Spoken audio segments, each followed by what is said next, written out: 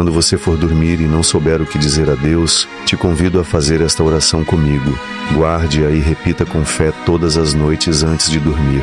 Pai Deus Todo-Poderoso, venho à Tua presença, Senhor, nesta noite, pedindo primeiramente perdão por tudo que eu possa ter feito e que tenha Te desagradado, Senhor. Lava-me com o Teu sangue. Te apresento nesta noite o meu sono.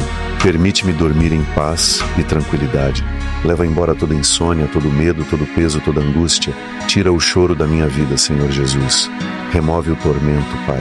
Invade o meu quarto com a Tua presença, com o Teu Santo Espírito, com a Tua paz. Que nesta noite eu possa dormir em paz, Senhor, e que enquanto eu durmo, Teus anjos estejam protegendo a minha vida, a minha casa, a minha família. Eu creio em nome de Jesus e creio que o dia de amanhã será um dia de vitória e de bênçãos. Entrego tudo em Tuas mãos e Te dou o primeiro lugar. Minha vida está em Tuas mãos.